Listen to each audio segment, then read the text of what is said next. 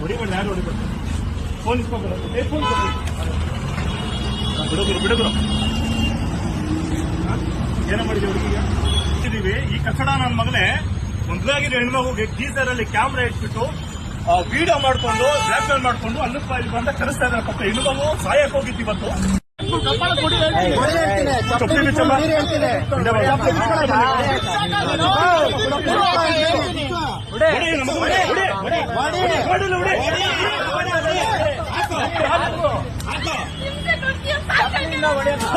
ಕಚಡ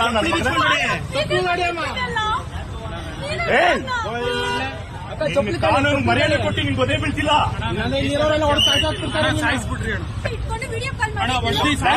police ಬರ್ತಾರೆ. ನೀನ್ ಯಾವನ ಬ್ಲಾಕ್ ಮೇಲ್ ಮಾಡಕ್ಕೆ ಗುರು ಕಟ್ ಮಾಡ್ರಿ.